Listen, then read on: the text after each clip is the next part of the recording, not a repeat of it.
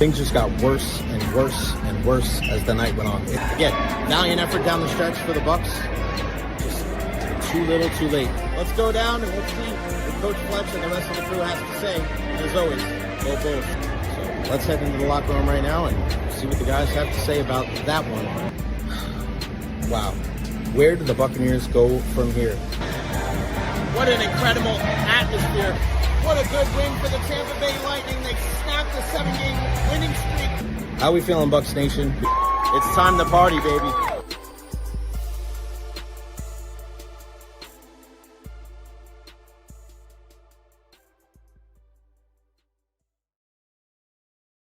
And here we go. Welcome. It's a Football Friday here on the Recher podcast. Happy September 19th, 2025.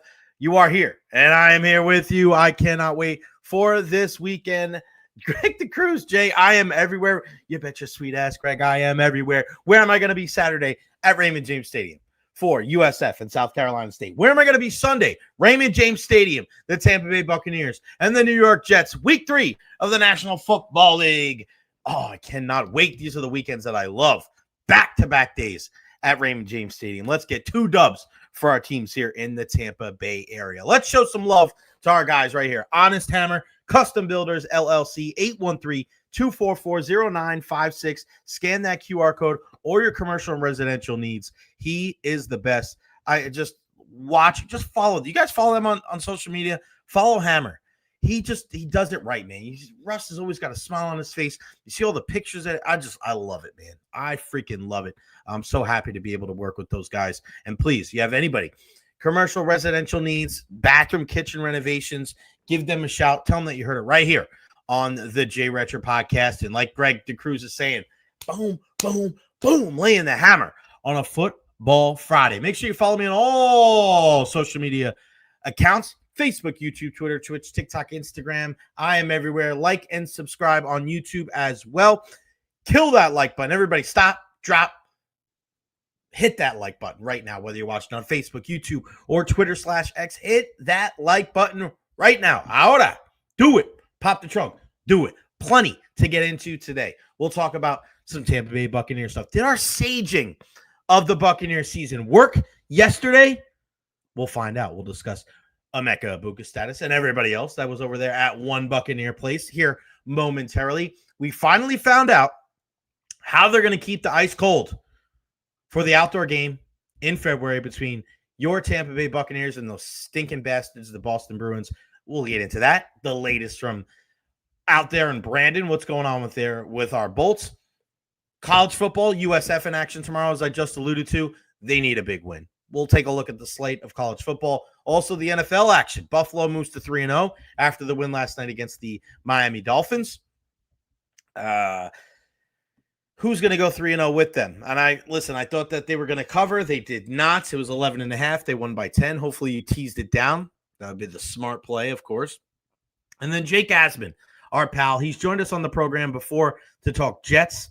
He's going to join us on the program today to preview Jets and Bucks, the Jake Asman Show, one of the most popular shows on YouTube when it comes to NFL content. He absolutely crushes it. I was on with Jake at 10 a.m. this morning. He's on with us today at 1 p.m. And, of course, what else to watch this weekend? There's nobody else in this damn city, probably anywhere in the country, that's going to tell you what is going to be good on the tube this weekend. I got a little bit of everything. It's just outside of football. There's no one-trick ponies here. We're not just talking about football. Football's king. We understand. But there's a lot of other things that can satiate our appetites when you're a sports fan. I got you right here at 1:30 today. We start off with the one and only David Terry. Look at DT. $10 with the super chat.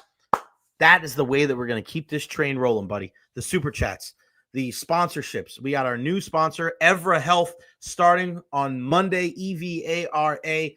Cannot wait. My guy, Ben Gilbert, one of the big wigs there. Huge USF booster. We met. They're going to be joining us starting on Monday. And also, we are going to have a weekly guest from Evra Health that is a doctor that's going to help you with your fantasy football. So he's going to join us. We're going to talk about some of the big injuries across the National Football League, and it will help you when it comes to your gambling, when it comes to what you're laying money down on, and also your fantasy football. So we'll have a doctor joining us every Thursday. We'll also have BJ Daniels joining us as well. Things are growing here, baby, right here on the Jay Recher podcast. Get on board, baby. You do not want to miss it. Happy Friday, Jay Bird. Bucks 21, Jets 14. Get those predictions in right now. What do you think the final score is going to be? Bucks and Jets Sunday, Raymond James Stadium. Get them in right now. Questions, comments, concerns, put them there at the bottom of the screen. If you want to jump in on the conversation, as always, I implore you to do so. There it is right there. StreamYard. Oh, there we go. Look at you, Chan. I'll get to you in a second, but StreamYard.com/PADP5ICH8K. Easy for you. Just click on the link in the chat. Whether you're on your phone, whether you're on the laptop, you can join in on the conversation. Come on in and give me your prediction for the Buccaneers win. Pick up the all right. I'm saying it. Buccaneers game against the Jets. Buccaneers win. Yeah. Get those predictions in now. Just like David Terry. Bucks 21, Jets 14. Greg DeCruz in the house. Bart Hill, a day oneer. Greg DeCruz. Look at Carlos Baserva. He's ready. Bulls and Bucks. Our guy Dolan. What's up, Jay and everyone? Happy Friday. You should set up. Greg, I'm going to pull a Greg DeCruz and sleep there, baby. Why not? Who wins the HH award this week? We'll probably give it out on Monday. That's something we'll start doing with Hammer. I'm going to talk to him about that. That'd be pretty cool. Got to be Cody Mauch playing on one leg. You're right, that pal. I mean, what an incredible job that he was able to do fighting through that injury in Houston against the Texans. Unfortunately, he's out for the year, but it's kind of the way it is, man. That's the way it is. That's why we saged the hell out of this place yesterday to do our part to make sure that there was no more big-time injuries for our Tampa Bay Buccaneers. Monica in the house. Hello.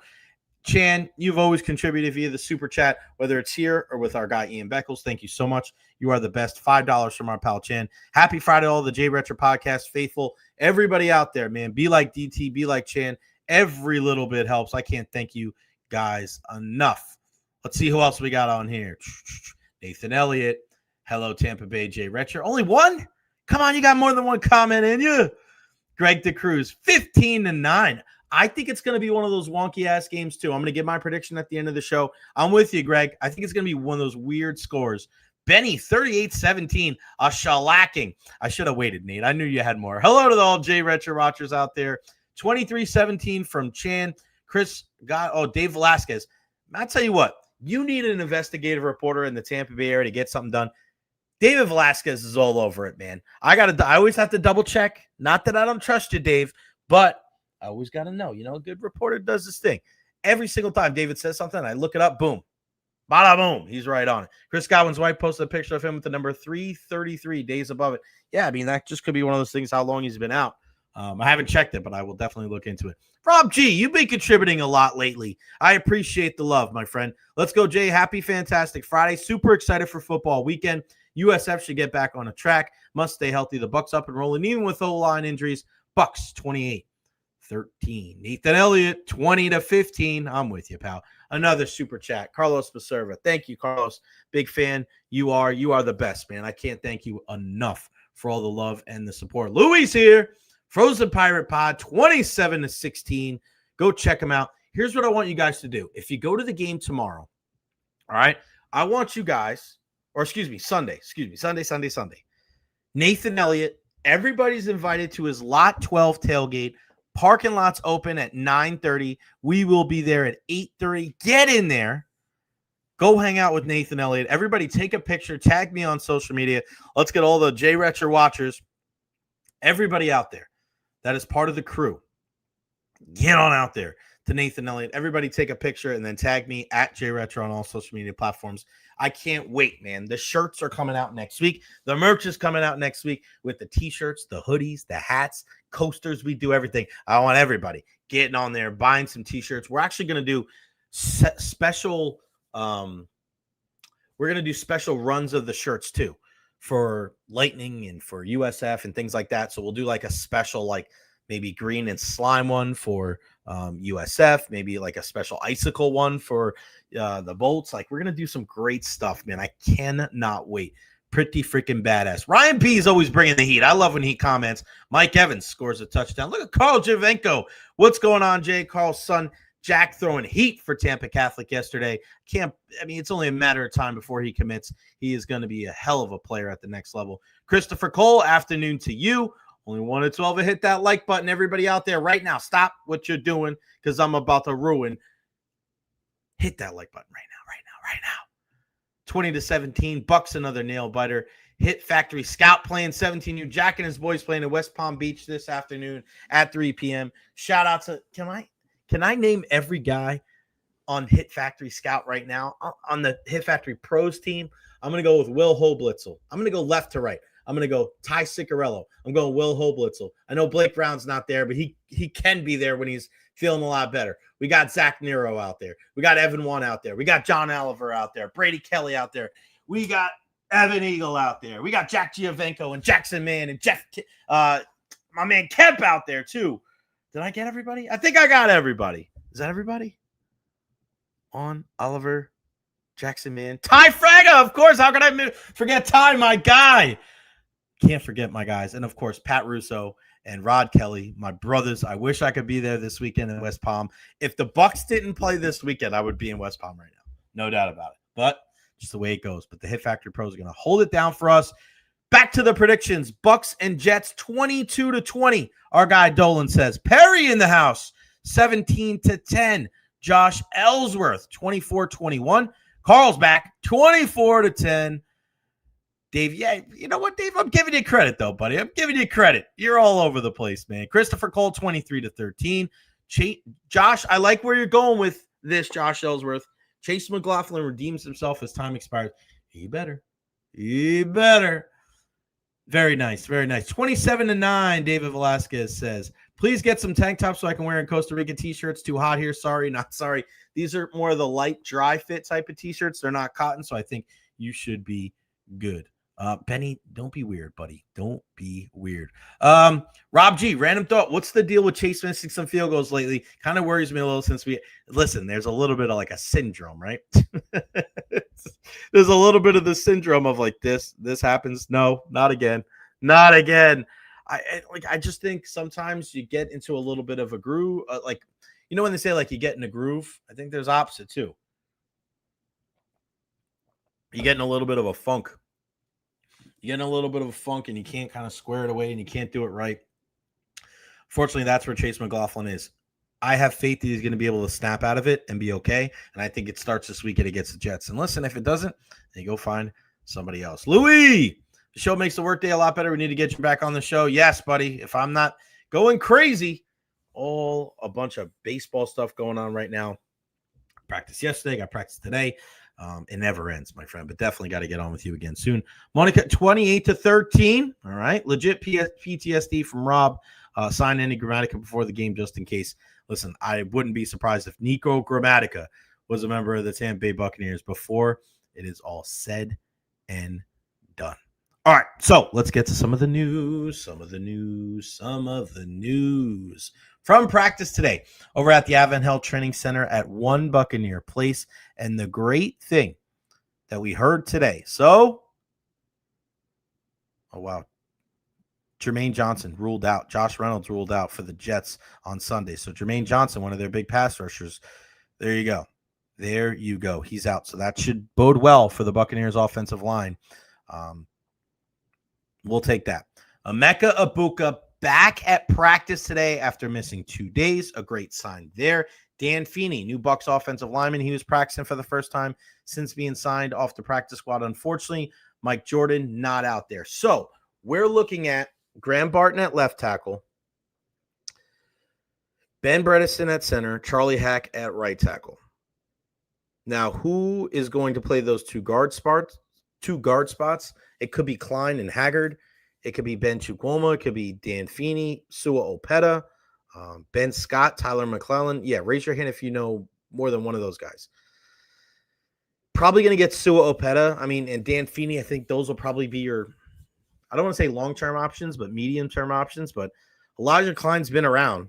So I think now's the opportunity for him to be able to go out there and do his thing. Little surprised that he wasn't an option over a guy like Mike Jordan, because Elijah Klein was the guy that a lot of people seemed to be high on last year when they drafted him. And listen, he was a Bucs draft pick, right?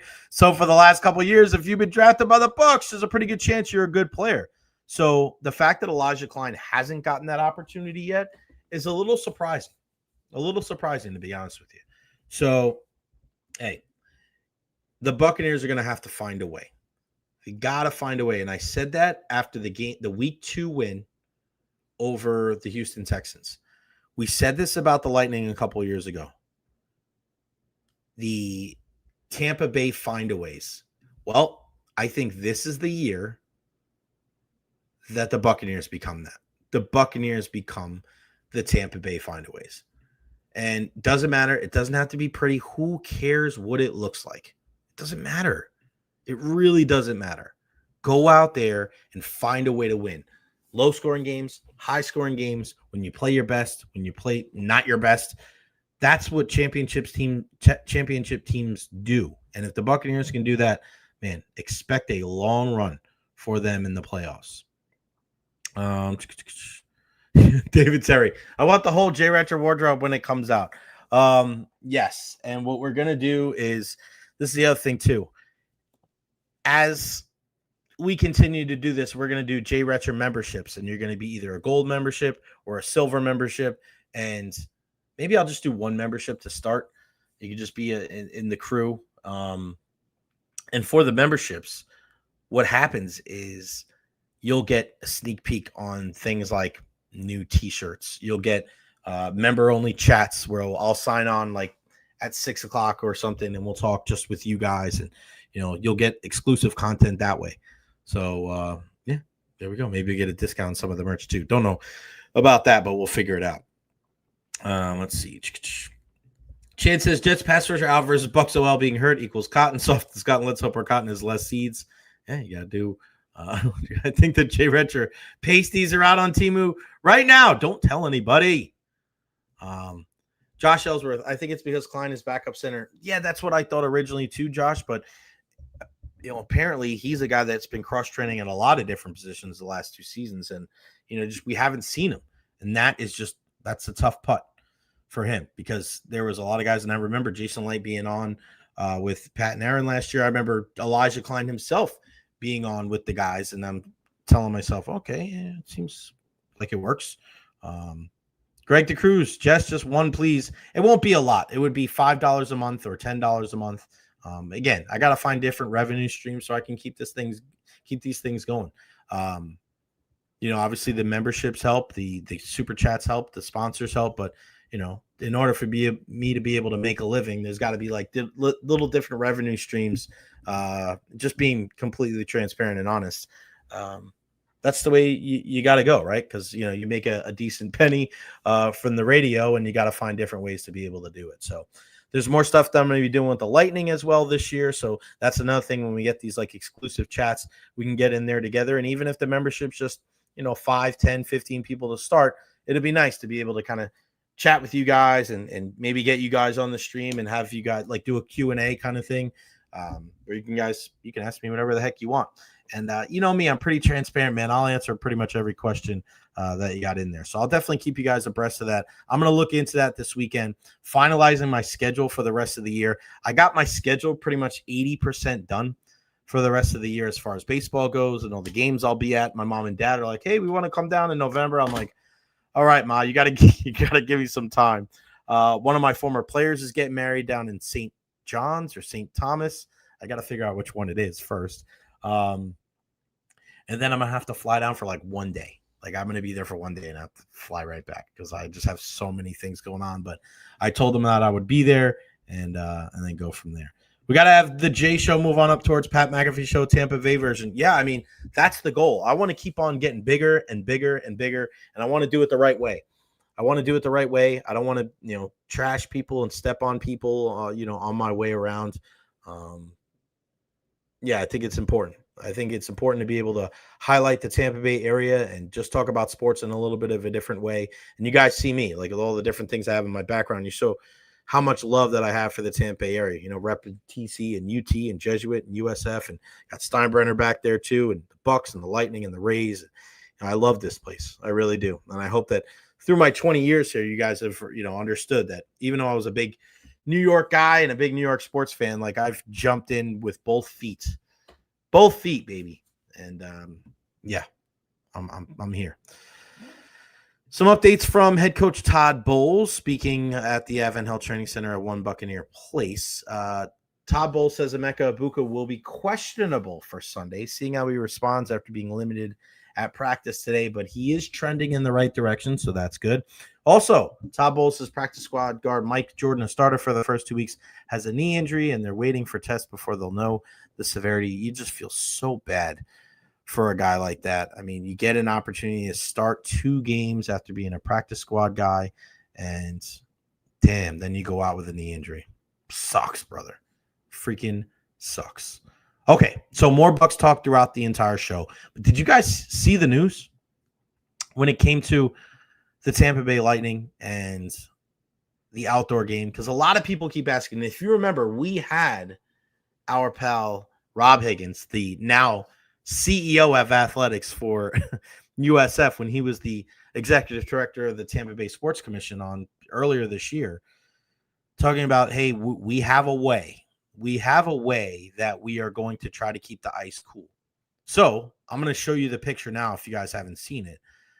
They're working on the climate control for the stadium series in Tampa. They're not worried about it in Miami because why? It's a retractable roof. What do they care? So let me take this stuff off here. Okay, check this out, guys. Check this out. Boom. There you go. NHL working on climate control for stadium series in Tampa. And there you go. The NHL is going to construct a tent on the field at Raymond James Stadium in Tampa to control the climate and build the ice for the 2026 Navy Federal Credit Union NHL Stadium Series. Bruins and Bolts. They probably practice inside the tent January 31st. Listen, sometimes they let the media skate on the ice. If they do that, I'm going to lose my mind. That's going to be so cool. It'll be dismantled before the teams play February 1st in the NHL outdoor game in Tampa. A unique spectacle considering the challenge of playing hockey in an open-air football stadium in Florida and this novel solution. Tickets go on sale 10 a.m. today or this past Thursday, right? Yeah, yesterday at 10 a.m.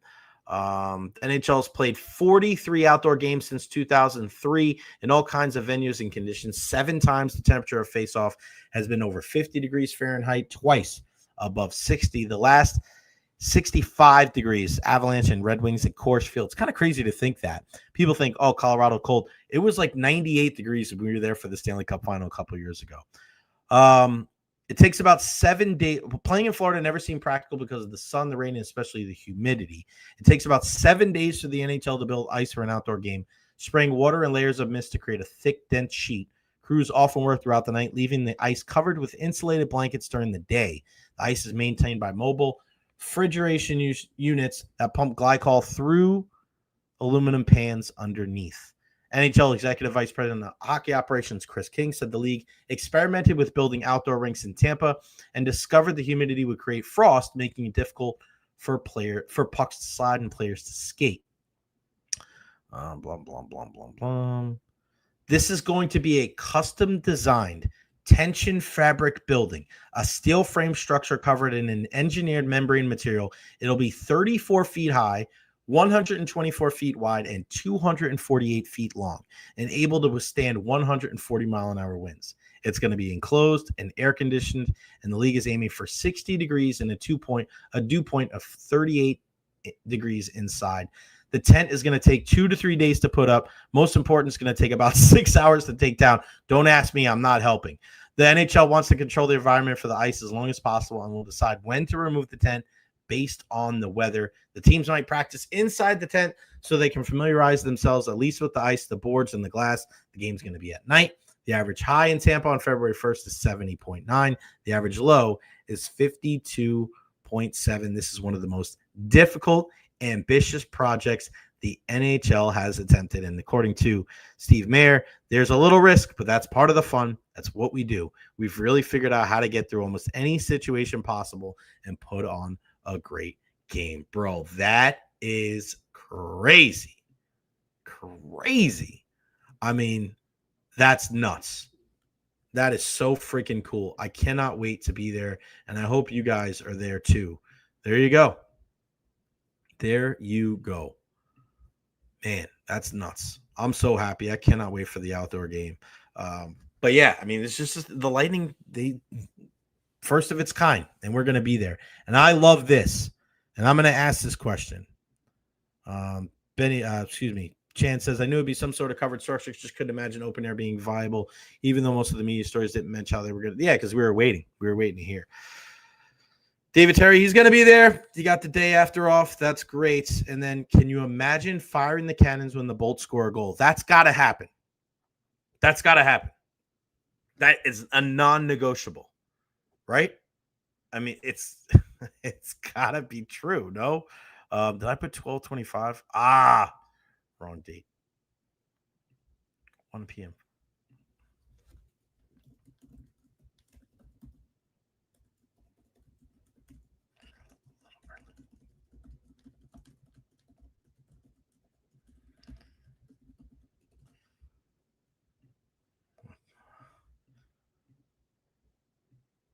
There you go. I put the tweet out for 12:25. It should have been. Damn, I gotta do this. Give me a second, guys. I put Jake Asman. Oh crap. There we go. Boom. Here. Go.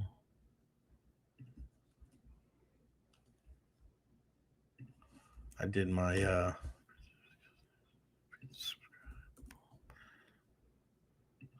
Jake Asman joins us at 1 o'clock, and I usually do the scheduled tweets, and it's supposed to come out like 5 minutes before, but for some reason I put 12:25 instead of 12:55. My bad, y'all. My bad. There we go. It's funny you put up some of these things. Sauce Gardner, 55. I don't do that very often, which is kind of crazy. And of course, it happens today with Jake. 12:55. There we go. Let me check the rest of these real fast. This is the crazy thing about being able to do this all on your own. 12:45. Okay, good. The rest are good. Somebody was asking me about this the other day, like doing all you're doing the podcast, and you know how many people help you. Like my guy James Donlan helps out. My guy James Donlan helps out with some of the graphics and some of the different things, but as far as like scheduling all the tweets and putting it out and saving everything, like that's all me, buddy. I do all that stuff on my own. So you got to do it, man. You got to do it. Let's see. When's the last time I put on skates? Good question, Dolan.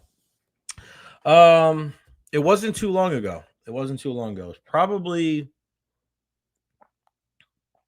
last. No, it was. Was it in January? Was I home in January? It was around the holidays because we always go ice skating. I've skated pretty much my entire life. So, I played hockey for 8 years too. So, every time we go home, we try. Ice skating is usually one of the things that we do because my nieces, they go to summer camp at this place called the Rinks in Hauppauge on Long Island. It's actually where the Islanders used to practice. So for summer camp, it's like indoor, outdoor. So inside you're skating, outside you're doing the swimming stuff. And then obviously it's just like a normal summer camp. But my two nieces, man, Sydney and Savannah, 7 and 5, they get around on the ice pretty well, man. Their dad, Adam, my brother-in-law, he was a fantastic hockey player. He played in the same league as me and my brother. He's like, we're in the middle. So like I'm 40. I think I want to say Adam's around 36. I know my brother's 32. So I don't know if any of us ever like played on the same team because we were all different ages, but we all get out there and we can all skate, which is pretty cool. My sisters can skate. My mom, she gives it a great effort, mama. She'll get out there every once in a while, but I don't think she was out there last time. But my nephew Lawson can skate. My brother can skate really well. My sisters too, and my brother-in-law. So it's a lot of fun when our family gets together. We go out there and have a blast. We were in high school, man. We used to go out there with my dad because my dad can skate great. Even, at his age now, man, born in 57, my pop, man, he can still get out there and skate like the wind. And in high school, we used to go around. We used to check my dad into the boards. That was a lot of fun. So, yeah, and I can't wait to put my skates on again and skate. I really want to get out there. I've always wanted to get out there at Amalie Arena, or Benchmark now, the bench, because they do sometimes like employee skates out there. And Brian Breesman, the head of the PR, he's a goalie. And I always told him I'll score on you. I'll definitely score on you. He's like, no. And he'll always say, I'll definitely score on you, without a doubt.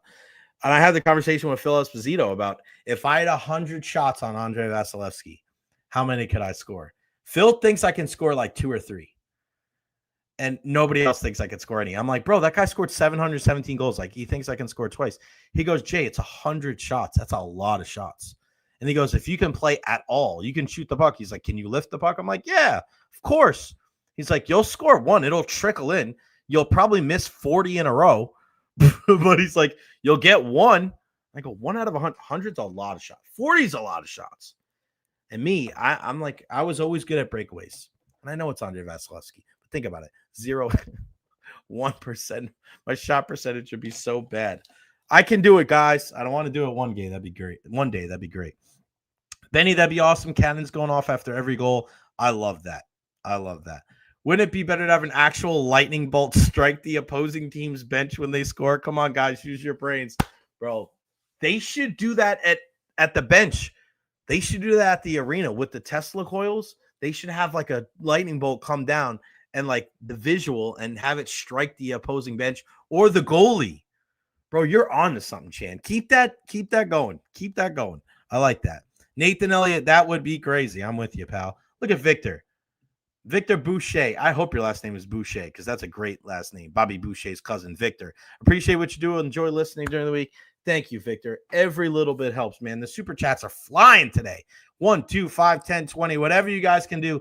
That's how we're going to keep this train rolling. Thank you guys so freaking much. I'll be in section 148 on Sunday. How can we say hello to you, Jay? Sorry, buddy. Well, yeah, I love you, buddy, but that I can't.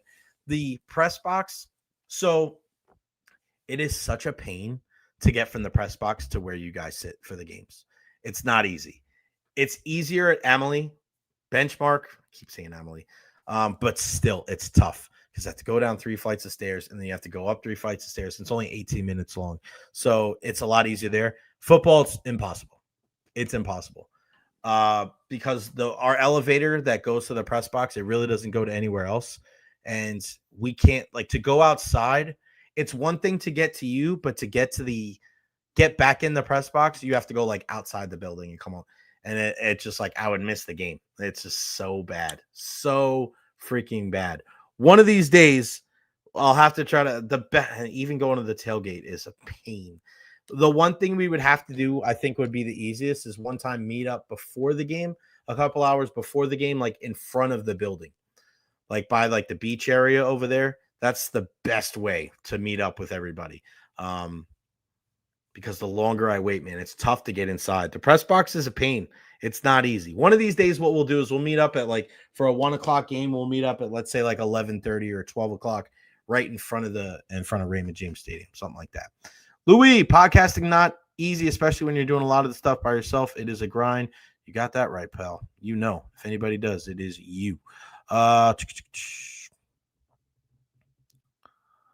Dolan, love you, buddy. Louis, get my 7-year-old to get on skates this year. He's a hockey player. He has a couple of missing teeth, and he gets physical while we practice. And he has a Jay Uso haircut. 4 letters, 1 word. Yeet. Actually wore a Yeet shirt to bed last night. What channel is the USF game on tomorrow? I don't know. I don't know what channel it is on tomorrow. What I would say is make sure you follow them on the social media platforms because they put that out. I'm looking it up for you. Oh, come on. I don't know. The Big 12. America. American Conference. Where are we at? USF, ESPN Plus. ESPN Plus. So there you go. That's how you're going to be watching that game. Manana. I would absolutely kill to talk to Phil Esposito once, Tampa Bay legend. We'll get Phil on the show in the next week or two. It's going to be fun to see if we can get Phil to get on the show. It's not that he doesn't want to come on the show. It's just it's a pain in the ass for him to be able to use the phone. We got it with Chief. I got to get it with Phil. Rob G got a knuckle puck it like the Mighty Ducks. Bro, have you guys seen this dude on social media the last couple of weeks? And all he does is just shit on the Mighty Ducks. He's like, well, this would never happen, and this would never happen, and this would never happen. Shut up, Charlie Conway. Like, dude, you're just being a dick. Like, stop ruining it. It was a children's movie from our youth. Yeah, the knuckle puck doesn't work. We've all tried it. Leave Russ Tyler alone. Leave Kenan Thompson alone. It was a movie, bro. Chill out. I don't care that Guy Germain is right-handed when he's up here, and then when they do a close-in shot, he's left-handed. I don't care. It's a children's movie. Who gives a shit? It's fun, man. It's fun. Dwayne Robertson out there, rodeoing people up. Come on. My last name's Bouchard. There you go. We're out there in 2020 and then pull Cody out of the crowd to go ride the Zamboni. He was 4 years old. That's why he wants to be a hockey player and a fan of the Lightning. My Bouchard. There you go. Jay, you should stop by Lot 12 before you go to the stadium. You know, I know, buddy. It's just so hard. Tony Knopfsinger in the house. What up, Jay? Go Canes. Listen, if there's one team that has impressed me out of all of them, it is Miami. And I think this is going to be one of those games where Florida thinks that they can rise to this challenge, but I don't think they're ready, buddy. I don't think they are ready at all. My guy, T-Noff, good to hear from you, my friend. I hope you and your family are doing well. Bro, I don't think Florida's ready for the shitstorm. I don't think they are. They better be. They better be, because it could get ugly. We saw what USF was able to do to kind of stem the tide a little bit and play the game the right way and hang around to the end and win that game. This is different. This is a whole different ball of wax when it comes to Miami and Florida. Hard Rock Stadium, 7:30 at night, prime time, the number 4 team in the country on ABC. Miami is an 8.5-point favorite. And we say this a lot, whether it's with our guy Ian Beckles or with anybody. The game is won and lost in the trenches. I knew USF was in trouble 2 minutes into the game because they were losing every battle in the trenches. And it's just 14-0 before you know it. Carson Beck with a clean pocket. I mean, this is what Mario Cristobal, when you bring in Mario Cristobal to be your head coach, this is what you're hoping that he's going to do. Get in those big sons of bitches that are going to be in the offensive and defensive line and win the game right there. A little bit different on how Miami's been built in the past, right? And we've seen certain things with, tremendous skill players on the offensive and defensive side of the ball. But this is the reason why he's there, to build a team like that. Canes fans were patient, and now look at it. You get an experienced quarterback in Carson Beck. I'm high on Miami right now, buddy. I am high on them, and I am down on Florida. This could be that final kibosh, that final nail in the coffin for Florida when it is all said and done. And fans have been waiting for this. They've been waiting for that moment. Those Gator fans that don't believe in a guy like Billy Napier. Last year, he salvaged his career there in Gainesville because they were able to win some games that they probably shouldn't have. I mean, Ole Miss pretty much gave him that game. Jackson Dart and Lane Kiffin. I don't know. I still don't know what the hell they were doing. But this is the type of thing. This is the type of game right now, this rivalry game. Miami is going to be up, and they're going to be ready. They're going to be even more physical than they were against USF.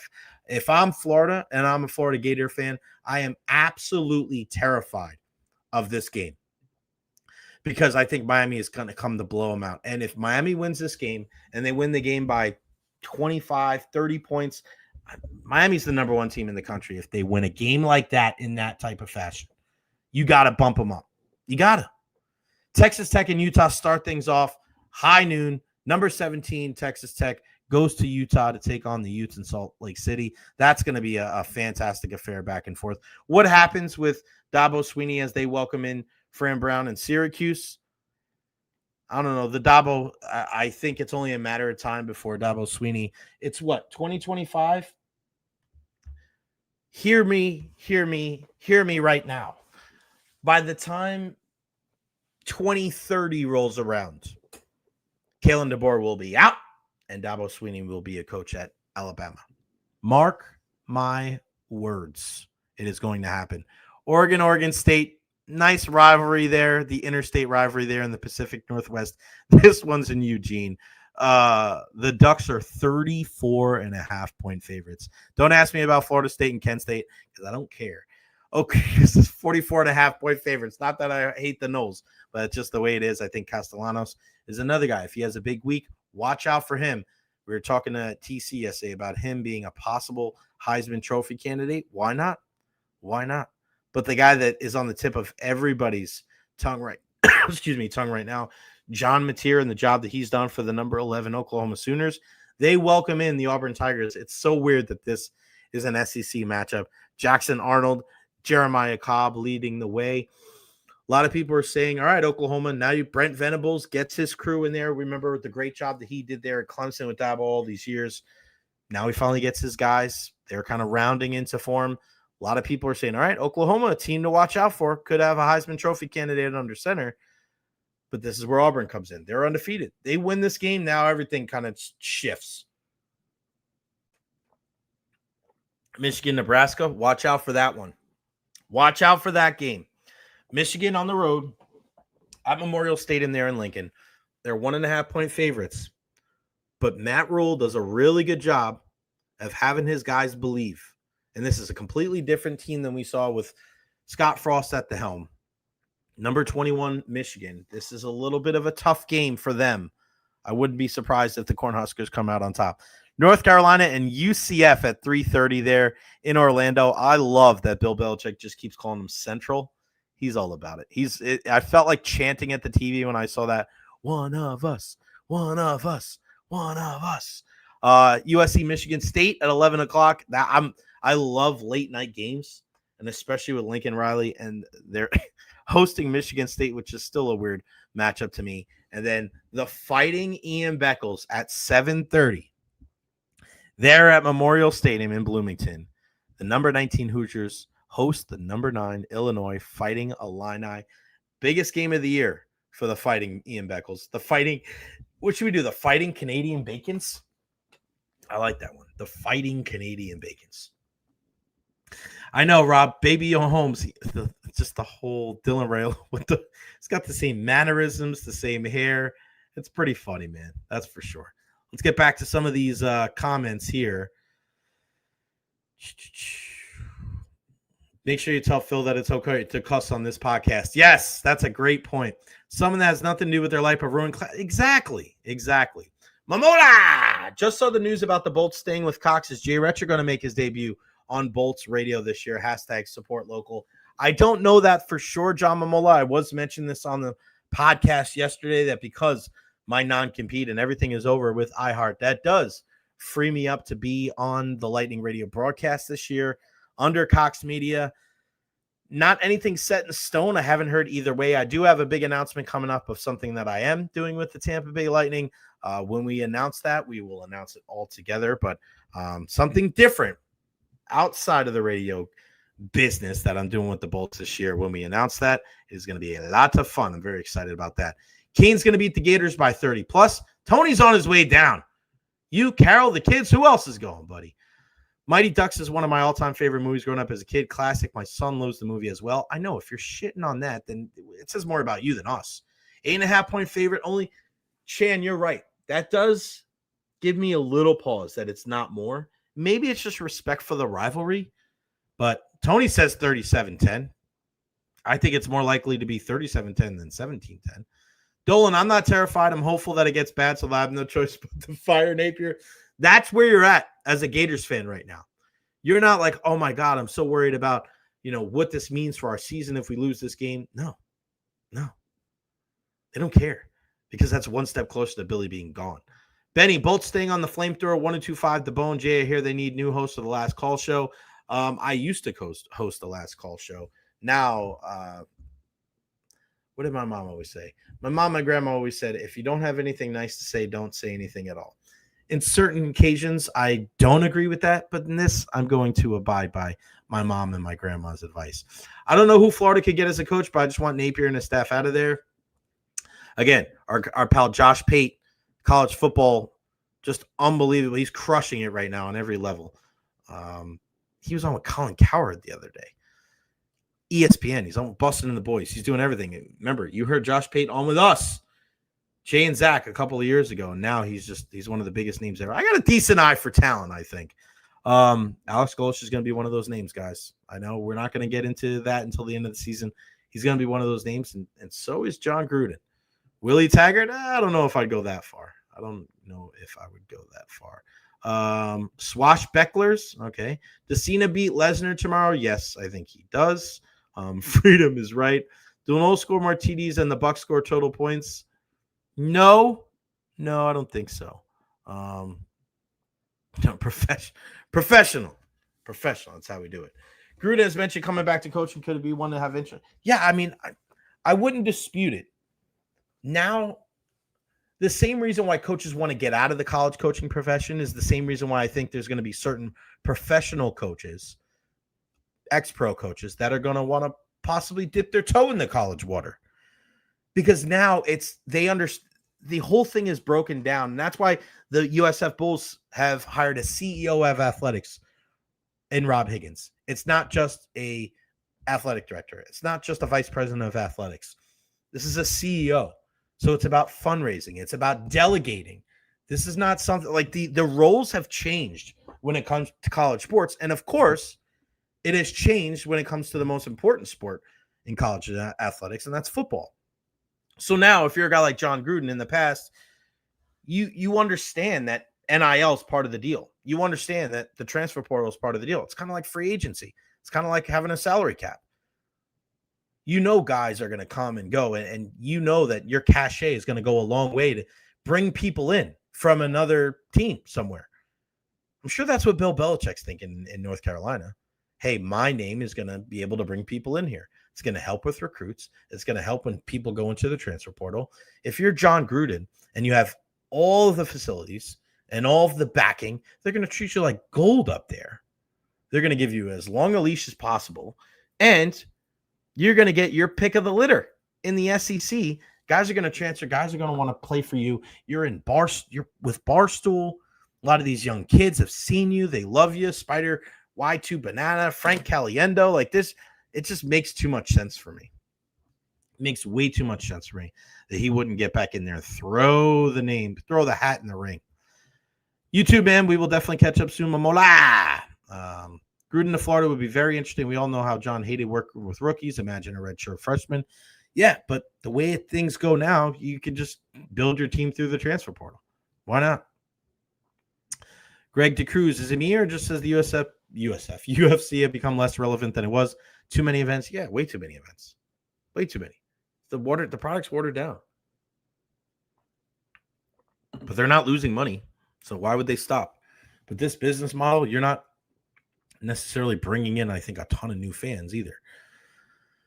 The Bucs have just worked out. This is according to Rick Stroud. The Bucs have worked out Desmond Watson. Just saw a big Des in the parking lot. Bucs keeping tabs on the rookie DT. So there you go. I don't think we'll see him back, but he's not been signed to the practice squad or anything as an undrafted free agent. He spent training camp and preseason with the Bucs on the non-football illness list. Bucs play Philadelphia next week. Maybe they worked him out. Maybe you bring him in there and see if you could whatchamacallit? I love that with Ariel Helwani and Dana White looking like they want to bury the hatchet. That's great. Yeah, we'll see.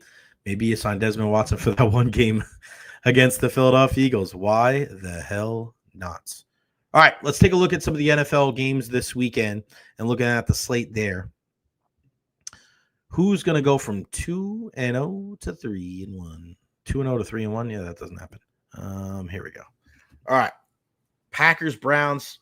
I think Packers go to 3-0. In that one, it's only a matter of time before they turn the reins over to Dylan Gabriel and then Shedeur Sanders. They're 0-2. They're going nowhere fast. And if the Browns are going to be this bad, they're going to be in position to draft a quarterback next year.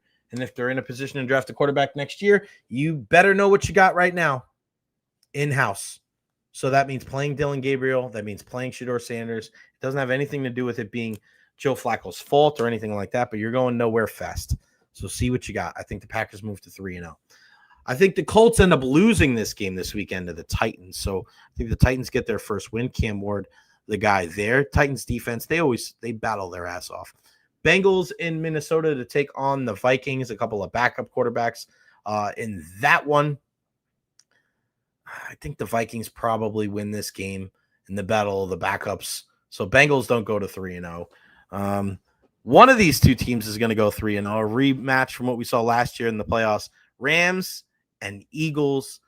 Oh, man. Puka Nacua has already got 18 catches through 2 games. Rams 2-0. Eagles 2-0. I'm going to go with the Eagles in this one. Move into 3-0 on this season. They're going to be able to run the football. Matthew Stafford. I'm going to go with the Rams on the road. I thought the Rams were close last year. I still think the Eagles are figuring things out on defense. And now the more and more I think about it, if Stafford and Kyron Williams, they can run the football, you got Puka on one side, you got Devontae Adams on the other side. And that's one thing that Philly, you keep hearing, second corner, second corner, second corner. You know, are they going to have to bring somebody in? They're not shy ever about bringing people in, about trading for people. I'm going to go with the Rams on the road in this one and have them take a commanding 3-0 record in the NFC West. I think the Bucs beat the Jets. I think 26-24. That'll be the final in that one. Falcons-Panthers. Let's pray for the Panthers this week. We want Bryce Young and Tet McMillan to do their thing so the Falcons can be 1-2. The Panthers can go 1-2. I would like that a lot. Chargers at home against the Broncos. Huge divisional matchup there. I think the Chargers probably win that one as well, behind Justin Herbert and the guys, J.K. Dobbins, going back against one of his old teams. And he got some good games for the Chargers as well. Cowboys 1-1, Bears 0-2. Another 2-0 matchup between the Cardinals and the 49ers in San Fran. I think San Fran wins. I don't know, Mac Jones playing. Cardinals win that game on the road. You got to it piques your interest. But I think there'll be 2 3-0 teams in the NFC West after Sunday. And then Chiefs, Giants. Man, what do you say about Chiefs and Giants? I don't know. I have no freaking clue. No freaking clue. Because when you look at the Giants, I spoke about this to a lot of different people. And there is breaking news about 20 minutes ago. Marcus Mariota in, Jaden Daniels out with that knee sprain. And that's crazy to think that just year 2, already dealing with some injuries. He's running quarterbacks, man. It's just the way it goes. They're 1-1 at home against the Raiders. Can Marcus Mariota against Geno Smith? Who would have thought? Who would have saw that coming? But if you are, that's why you want the Eagles lose this game to the Rams, they're 2-1. The Cowboys, obviously, they're 1-1. If they can win, they're 2-1. The Giants need this game or their season's over. I mean, can you imagine if the Giants win Sunday night against the Chiefs? No, you can't. Me neither. Whoever loses this game, their season is done. Can you imagine if the Chiefs lose, though, and they go to 0-3? I can't see how that happens. I can't see how that happens. Russell Wilson threw for more yards than freaking we could ever see last week. Malik Neighbors was fantastic. Wan'Dale Robinson was fantastic. And the defense, which is really their saving grace on the defensive line, they couldn't do anything last week against the Cowboys. It's such a weird thing how Giants fans that are Yankee fans, they were in the football season and out of football season before baseball season even ended. They're looking at what's going on with the Rangers, what's going on with the Knicks. But yeah, it's wild. And then Monday night's going to be nuts. And we'll talk about this on Monday with our guy Ian Beckles. I think I might have to go to Ian's for this one. This is one of those games you want to watch with Ian. Detroit in Baltimore against the Ravens. That's going to be a smash mouth affair. That's going to be pretty damn badass. Let's see what you guys got here. Chan says, I know what'll bring back the UFC back to its former greatness, bringing politics into it, doing a match at the White House. We'll see. Greg, how are the Bears favorites to beat? Cowgirls hate them, but Dak playing well. I've always been a lot higher on Dak than a lot of other people. I know it's weird because I hate the Cowboys to my core, but I think Dak gets a lot of undue credit or undue blame for just the dumpster fire there. Listen, is Dak a top 5 quarterback? Not even close. Is he a top 10? I would say he's like 11 or 12. And you are going to get ridiculed more than other positions in sports. I mean, that's what happens when you're the quarterback of the Cowboys. But when you have Jerry Jones, that is one of the best owners, but probably the worst GM in all of sports. He just doesn't get it. He doesn't get it. Why wouldn't you empower somebody else to do the job and then oversight and just be part of the conversation instead of dominating and domineering the conversation? It hasn't worked. And that's just strange to me. It's strange that it's like 30 years since you were really relevant and you still go about your business in the right way because you think you have the right answers. It's not the way it goes. I cannot get a read on the Rams. Are they just good enough to lose in the playoffs? Or are they actually good? Chan, I think they are good. I think they're very good. And coaching means a lot. And the more and more we look into all these different teams and all these different sports, like good coaching goes a long way. And Sean McVay is fantastic. And Matthew Stafford is a really smart player. And they have good players. And when you have a good coach, here's the thing that gets lost. Because people look at the Rams and they say, oh, Sean McVay is a great coach. And it's their offense. If you're a great coach like that, you know what you also have around you? Great assistant coaches. And it's not just on one side of the ball either. Because if it was a huge discrepancy between offense and defense, you would see it. It'd be easy to tell. But if you have conversations like this, what Chan just said, are they actually good? I mean, they made it to the playoffs again last year. And they gave Philly all they can handle before going down in defeat. But they were battling their ass off. And you look at what Verse and the crew on the defensive side of the football can do. I mean, there's good coaches over there as well. So I got a lot of respect for the Rams. That's a team that in a one-score game, I got to take them over most any team in the league. I really do. Eagles secondary are awful. Prescott tore them apart week 1 with CD dropping passes. You're right. Imagine if he holds on to some of those passes. The narrative might change a little bit here in the National Football League. Louis, bold statement. I think if the Bucs can score 24 points on the Eagles, obviously when they meet, I think the Buccaneers win. That's going to be kind of the whole thing there. The Buccaneers are a bad matchup for the Eagles. But without that, with that being said, that's also a close to fully healthy Tampa Bay Buccaneers team that's a bad matchup for the Eagles. Right? Do they have enough to be able to beat them again? Maybe. We still have to wait till Sunday. But there's just something about this Bucs team, and it kind of plays into the hands of the Eagles too, where I think the Eagles get a little bit away from their game plan sometimes when they play the Bucs because they know that they can stop the tush push, and at times they're really good against the run. And the way that Todd Bowles has devised his game plan to have Jalen Hurts beat them with his arm, I think it's almost a game of chicken between those two teams. Because just like we saw in week 1 against the Dallas Cowboys where A.J. Brown disappears, sometimes that happens in the game against the Bucs too. Sometimes it's A.J., sometimes it's Devontae. And yeah, you might pop one over the top, but they're just not as fluid offensively. Chargers may be the new king of the AFC West. I don't doubt that at all. Kansas City has to turn the page. And I said this with Ian on Wednesday. If you missed the Beckles and Recher podcast, it's up there. This is chapter 3 of Patrick Mahomes. We're at the end of chapter 2. Chapter 1 was Tyreek and Travis Kelce and winning that first Super Bowl. Some of the transgressions, some of the things that went wrong. Chapter 2 was leaning on your defense and Chris Jones and no Tyreek Hill and Travis Kelce and their just emergence into superstardom and dynasty talk. We're at the end of that. Now, they don't necessarily have to come crashing down back to earth where they're a 4-13 team. No. Same thing with Tom Brady. The different iterations of the New England Patriots, they were able to reinvent themselves and keep on rolling. It's a little bit more drastic, I think, for Kansas City, right now, because it just sucks with an 0-2 record for them. But they're going to have to find a new way to get things done. Because if not, it's going to be even more of a precipitous fall from grace. Let's hope Daniels doesn't become RG3 all over again. Talk about PSD for Washington. Yeah, I mean, it's fair to say that hopefully for him, it doesn't happen. Cardinals secondary beat up. Cardinals first 49ers, the Boo Boo Bowl. Both are paper tigers. We'll see. And I think sometimes we get into that risk of thinking teams out west are worse than we think because we don't see them very much, right? They're just not in our face. So it's harder to pick them apart. Do you think they're good? Do you think they're bad? We'll have to wait and see. this weekend, Bucks and Jets, they need to come out on top because it's going to be awfully tough. I don't care what the past records, I don't care what it's looked like.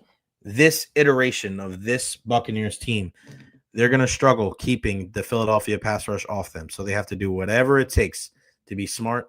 And just like I say with John Cooper and the Lightning, you want to munch points. In the Buccaneers case, you want to stack wins. And the way that you do that is by winning this weekend against the Jets. No excuses. You got to be ready to roll. This guy is always ready to roll, and we're going to bring him in now. It's our good pal, Jake Asman, the Jake Asman, as I put there on the screen. The one and only. What's going on, brother? How are you? Long time no talk, Jay. What's going on? I know, Jake. I was on with Jake this morning on the Jake Asman Show, the wildly popular Jake Asman Show. You can catch him on ESPN up there, filling in for Michael K at the drop of a hat, which is great. I actually had one of my buddies text me that I used to work in, was it Oyster Bay? Westbury? Garden City.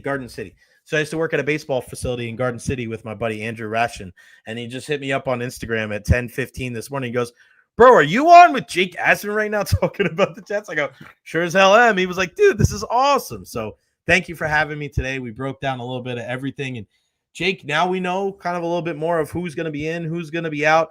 And I said this morning erroneously that Jermaine Johnson was going to be out. He didn't practice. Now we know he's definitely going to be out. Yep. What is that going to do for the Jets pass rush as they encounter this kind of discombobulated Buccaneers offensive line on Sunday? Yeah, I think it's a big blow for the Jets' chances, Jay, because I think if the Jets are going to win, they have to take advantage of the injuries that Tampa has up front on the O-line. And Jermaine's really, really good. And he was really good in his first game back off the Achilles injury he suffered in week 2 last year. And now for him to, at least miss this game with an ankle sprain, it's a big blow to the Jets pass rush. They still have Will McDonald, who is certainly capable of winning one-on-ones and getting home to the quarterback. He did have 2 sacks and a bunch of pressures in week 1 against Pittsburgh. But outside of him, you don't really love the other edge rushers that the Jets have. Now, they could get some pressure up the middle in the interior. You still have Quinnen Williams there. He's one of the best defensive tackles in football. There's some other guys that have flashed a little bit. Jawan Briggs has played well. Harrison Phillips, he's more known as a run stuffer, but he's been an effective player so far through 2 games. So they have some talent still on that defensive line, but I think if you had Jermaine and Will McDonald, you'd feel pretty good about the Jets' ability to put a lot of pressure on Baker Mayfield. Questions and comments for our guy, Jake Asman, feel free to put them there at the bottom of the screen. Our guy, Boomtown. Wow, is that the Jake Asman from ESPN Radio? You bet your bottom dollar it is, my friend. We just found Mike Jordan is not going to be playing this weekend. So we know that Graham Barton's going to play left tackle, Charlie Heck is going to play right tackle, and Ben Bredesen is going to play center. But it might be Jake and Jay playing guard for the Buccaneers on Sunday. We don't know for sure. I think that's going to be one of the biggest stories of the game. Tell us more about a guy like Quinnen Williams. I think we kind of, we saw him a couple of years ago, I think nationally when it comes to Hard Knocks. But, I mean, he really is one of the better interior defensive linemen in all of football. Is he still playing at that high level? Our Buccaneer fans are dreading your answer here because I think he can be an absolute nightmare on Sunday. Yeah, he's still one of the best at his position in the league. I think a big emphasis for the Jets was to try and get someone next to Quinnen Williams that can at least be solid so he's not constantly being double-teamed on every rep. And I think Harrison Phillips and Jawan Briggs, who the Jets acquired in trades right before the season started, they've been really good so far. The defense as a whole has been atrocious, especially last week against Buffalo. But individually, Quinnen and the other 2 defensive tackles, I think, have been a bright spot for the Jet defense. So I think for the Jets to have any chance, Jay, I do think Quinnen Williams is going to have a big game. Same with Will McDonald. He's in his 3rd year. He did have 10.5 sacks last year. We mentioned it just before with the 2 sacks in the opener against the Steelers. I think those are the guys you're looking at to really go out there and play well. Plus, Quinnen spoke yesterday to local reporters, and he said that the Jets had a team meeting with other defensive players, and they vowed they will never get gashed the way that they got gashed against the Bills again this year. So if your team captain comes out and says that, makes that public, he's now got to back it up with his play. So I think Quinnen Williams and Will McDonald, they're probably the 2 biggest keys defensively for the Jets to have a chance in this one. Jake, where are you at with a guy like Aaron Glenn? I know a lot of fans and a lot of people that follow the team are very happy with his no-nonsense attitude and just, cutting the guy after week 1 and the fumble there. And then after week 2, as you told me before, it was like, man, we thought we were kind of past this, just absolute stinker against the Buffalo Bills. You just want to be competitive, but you didn't see that in the game against Buffalo. where are we at with Aaron Glenn? Are people still, happy with the way he's going about his business? Because at times you see he's very, at least from our perspective, pretty stern with the media. Sometimes like he's not giving you the full answer. A little bell chicken with way he keeps some stuff close to the vest. Where do you think he's at? And do you think that he's still kind of, in good graces with Jets fans? Yeah, look, there's no doubt that when he was hired, I think there were a lot of fans who wanted to rally around the fact that he wanted this job. He could have had other opportunities. He was a Jet. He called it his dream job. He's trying to change a culture that has been bad for so long. He's trying to, basically create an environment where it's no longer a country club, where players are actually held accountable for their mistakes. You mentioned they cut Xavier Gibson after his costly fumble, essentially cost him a win week 1. That was the biggest turning point in the game. So he's trying. Some of his quotes this week, Jet fans aren't loving, talking about how, big ships, it takes time to turn things around. And, everyone wants instant coffee, but it's like Legos. You got to build it properly. So Jet fans are kind of sick of like the coaches coming in and basically telling a fan base that hasn't made the playoffs longer than any team in professional sports, hey, be patient. But, the reality is it's only 2 games. Just think about how different things could be for the Jets. If, Chris Boswell misses a 60-yard kick in week 1, all of a sudden they're 1-1. You could flush that Bills debacle and say, you know what, we're going to Tampa. Then you got the Dolphins. Can we find a way to be 2-2 after 4 weeks? So I don't think you want to go too crazy and overreact to, the good or the bad that we've seen. There certainly was way more bad, if not all bad, last week. But I think fans are still encouraged and hoping that he could be the guy. But he doesn't have the same level of patience other Jet coaches would get with a brand new regime, because I think the fan base is just kind of disgusted with how many years this franchise has gone. Forget the playoffs, Jay. The Jets haven't won more than 7 games in the season in 10 years. The last time the Jets won more than 7 games, Ryan Fitzpatrick was the quarterback. And your guy, Todd Bowles, was in his first year as the coach of the Jets. That's how pathetic this franchise has been. So no division title since 2002. They haven't won the Super Bowl, of course, since Joe Namath in Super Bowl III, the 1968 season. So yeah, it ain't easy being a Jet fan, and that's what Aaron Glenn's kind of walking into here. So he certainly needs more than just 2 games to turn it around, but it's not going to be easy. That is for sure. Safe to say no YouTube around when Joe Willie was winning that Super Bowl back in the day either. Our guy Chan, question for Jake. I know he may move around, but who will draw Sauce's coverage more, Evans or Emeka Egbuka? So is Egbuka going to play? Is that confirmed? So he practiced today, and it looks like he's kind of, I don't want to say a game time decision, but it looks like he's trending towards playing this weekend.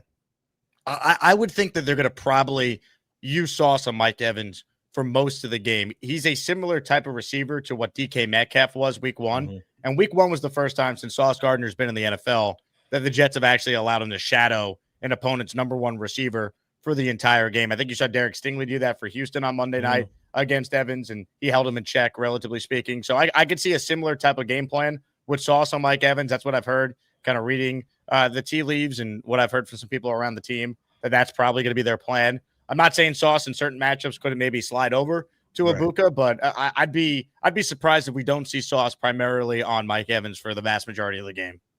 Jake and I were talking about this before, about how like the NFL is, forget about carrying things over week to week. Like every single game is its own story. And I look at the way that the Buccaneers are going to be playing offense in this game, getting the ball out of the hands of Baker really quickly, and how that could hurt a guy like, Mike Evans, because, he's fast, but he's not obviously as fast as he once was at 32. So you're thinking, all right, match up with Sauce, he might have some issues, especially after last week with Stingley. But these are the kind of games where Mike Evans goes out and gets 6 catches for 98 and 2 touchdowns. And you're like, why the hell did I ever doubt a guy like this that's going to be a Hall of Famer one day? Where are Jet fans at with Sauce Gardner and Garrett Wilson? Obviously, offensive, defensive rookie of the years. You go out and you think, man, this is one of the best draft classes probably in team history. Except that one time when you guys had 4 first rounders. One of them was my guy Anthony Beck. I remember those days. Yeah, Chad Pennington, Sean Ellis. What's his name? It was Jonathan. Why can't I think of the guy's Abraham? Jonathan Abraham. Yeah, John Abraham. Yeah, that's John a good Abraham, freaking class, man. So where are you guys at now with those 2 guys? Because I felt like Garrett Wilson was about to enter that conversation of, all right, if he's not Jefferson and Chase, is he in that second tier?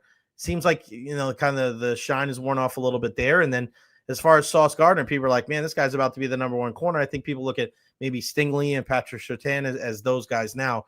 Where do you see those two guys where they kind of rank amongst the best of the best in the National Football League? Yeah, I'll start with Sauce first because through his first 2 years, I mean, he did something no corner has ever done when entering the league. He was a 2-time first team All-Pro. Last year, he had a down year. Now, he wasn't nearly as bad as how some have described it, but he wasn't in his All-Pro self. The Jets still paid him because obviously you got to keep your own. You drafted him, you developed him. He has been a 2-time All-Pro, so they did sign him to that extension. I'm still very high on Sauce. He had a bad game last week, but so did the entire team. He was excellent week 1, like the version that we saw his first 2 years in that game against DK. So I still think Sauce, he might not be the best corner in the NFL. If you want to tell me it's Surtain, that's fair. If you want to tell me it's Stingley because he forces more turnovers, that's fair. That's kind of the next step for Sauce's game. Yeah. It's not like he gets a lot of opportunities, but if you want to be considered the best corner in the league, when you do get opportunities, you can't drop picks. You got to make plays on the ball. So I think that's the next step for him. But he's still an outstanding cover corner. So I'm certainly glad that they signed him long term. As far as Garrett, it's tough because he's kind of like Mike Evans in the sense that he continues to produce, but he's never really had the quarterback play until obviously Mike Evans, eventually was able to lock on with Tom Brady and now, of course, Baker Mayfield. Like Garrett Wilson's gone over 1,000 yards and basically has had 100 catches his first 3 years in the league. And that's with 8 different QBs throwing him passes, right? So I think what the thought process this year was with Justin Fields, who already has built-in chemistry with going back to Ohio State, he would be in line to have his best season. He's the focal point of the offense because they really don't have anyone else. But the problem now is, okay, if you don't really have anyone else, well, teams are just going to double Garrett Wilson. So how do you creatively find ways to get him the ball? And I think in week 1, they certainly did a great job of that. They used him in the slot. They used him in motion. He ended up having basically 100 yards and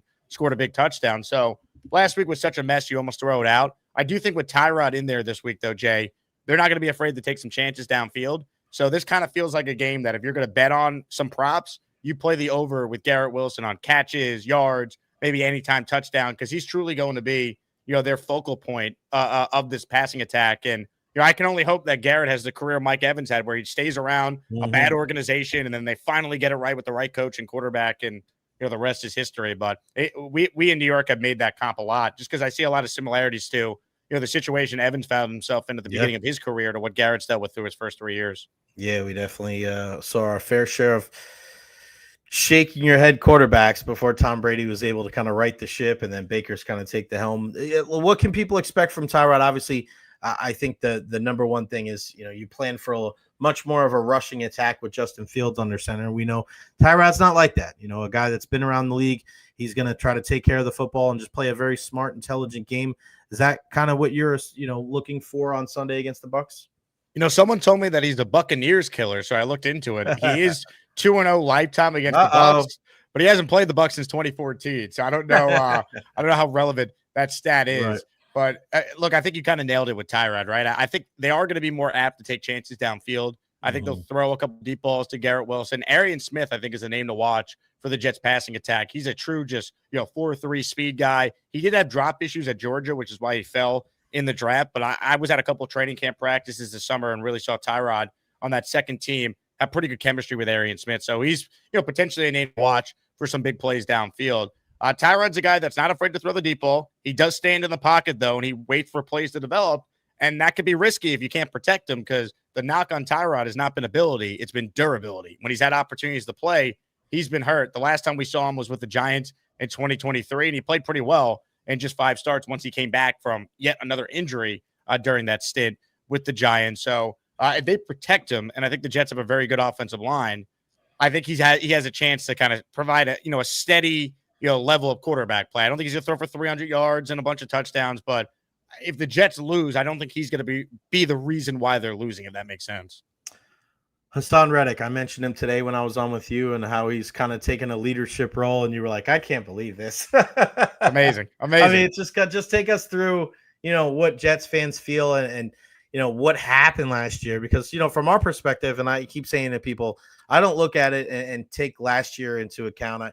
I look more of the 1-year prove-it deal that he signed with Carolina and was able to parlay that into a multi-year deal with the Eagles. I mean, he pretty much told the Jets, like, I'm not signing a long-term deal there. And they just thought that they were going to change his mind. Like, what the hell, from a guy that follows the team closely? Like, where did it all go wrong there with Hassan? Yeah, I mean, when they made the deal, we all operated under the assumption that they obviously know he wants a new contract. So I'm Right. sure they worked out or were very Mhm. comfortable making this deal, knowing they were going to be able to work out some sort of extension, even if it was just a raise for a year and get something done. And that just never happens. So, like, Reddick would have signed long term with the Jets if they offered him a long term deal. They never Mhm. did. So this holdout drags on. He cost himself $7 million. It ended up being so silly because he completely cratered his market. If he had signed, Right. if he had just joined the Jets and taken whatever offer they reportedly made to increase his base salary for the year, they were going to put some incentives in his deal based on sacks and performance. If he just showed up and did what he has been doing in his whole career, he would have got a lot more money than any team in free agency, maybe even the Jets. But that was such a mess. It was such a bad move by Joe Douglas, the previous GM, because they traded away John Franklin Myers for a bag of peanuts to Denver. They let Bryce Huff go in free agency to the Eagles, and then they make this deal for Reddick. And we're thinking, okay, well, at least Reddick's been a guy that's, a double-digit sack a year player in his career, and they just never got anything done. And by the time he finally did show up to the Jets, they were 2-5. He was completely out of shape, so he was as ineffective of a player as you'll see, and he did nothing. And it will go down as one of the worst trades in franchise history for the Jets. And Jet fans can't stand him, and it'd be very Jets for him to have a big game Sunday. So I'm almost just like scouring, FanDuel right now, looking for whatever the odds are on like Hassan Reddick to have a sack, because I can almost guarantee he's going to do something on Sunday, because that'd be very Jet-like to happen. Well, make sure you get all those bets in, because remember the rules are different here in Florida. So certain apps work up there that don't work down here, and I never remember which one. I get down here, I'm like, God dang! But we have the Hard Rock Bet app down here, so if you come down here, that's a lot of fun to get some great odds. Who's the one guy that you're looking at? Give me a guy on offense. Give me a guy on defense that you're keeping an eye on Sunday. Maybe that's flying under the radar a little bit. On defense, I'll start with Will McDonald, because I think without Jermaine Johnson, there's another onus or an extra onus on McDonald to have a big game. He needs to put pressure on the quarterback, whether he's matched up on the left or the right side. We know the Bucs are going to be down, of course. They're starting tackles. I think he's got to play really well, put some pressure on Baker Mayfield, and provide a real boost to that pass rush for the Jets. And then offensively, I'm going to go with it's tough. I'm iffy on which running back I want to pick. I'm going to go with Breece Hall, though, because I think in a game like this where the Jets might have to open it up a little bit more, and I think they're capable of opening it up a little bit more, I would think Tyrod Taylor and Breece Hall, they could be in for a big game together. We know the focus is going to be on Garrett Wilson, as it should be, but Breece is a guy that we saw a lot this summer just be lined up as almost like another slot wide receiver, try and get him matched up against a linebacker or a safety. And he's basically like an extra wide receiver out there. He's got great hands. He was second in the NFL in 2023 in yards from scrimmage behind just Christian McCaffrey. So similar to how we saw and we have seen the Niners use McCaffrey, I could see a similar type of usage for Breece in this game Sunday. So I think if you're looking for a guy that maybe can make a couple plays downfield, it might not be a wide receiver or a tight end. It might be the running back Breece Hall out of the backfield or just lined up in the slot. Yeah, I love what Vita Vea had to say yesterday. I don't know if you saw this, but he was saying, Breece Hall doesn't get a ton of like love nationally, but he's like, that boy could play. He was like, we watch him on tape. Like we're not going into this game not knowing how talented that young man is. Who's the first coach that gets fired in the NFL this season? Is it Mike McDaniel or is it Brian Daboll? Ooh, I think it's those two. It's got to be one of those two, no? Yeah, I don't think it's going to be Daboll, though, and I'll tell you why. Because Jackson Dart was his guy, so John Mara is not going to pull the plug on Brian Daboll until Dart gets out there and we see what he looks like. Because I think if Dart comes in, even if the Giants don't win a lot of these games, but he looks good, that might be enough for Brian Daboll to go to John Mara, the owner of the team, and say, look, I needed time to get my quarterback. I now have him. I need more than just a handful of starts in his rookie year to prove that I belong here long term. So I'd be very surprised if it's Daboll. McDaniel feels like the obvious answer just because of all the smoke coming out of Miami, and they're 0-3 now, but they did put together, an impressive effort, all things considered, last night. But 0-3 is 0-3, and I do wonder now if they lose to the Jets, let's say next Monday night, and they're 0-4, and that'd be 3 straight losses to each team in the AFC East, right? New England, Buffalo, and the Jets. Would that be enough to make a change? So I guess it has to be McDaniel by default. I'd be stunned if it's Daboll. Yeah, and I wonder, like, you look at Brian Daboll, too. I get the whole Jackson Dart argument, but you can't be having how many penalties? Like, it just seems like where's the discipline, right? How many years do you need to be able to kind of show, all right, hey, the discipline is here. The offense, when I get my guy, it'll be changed, but you're not just the offensive coordinator, right?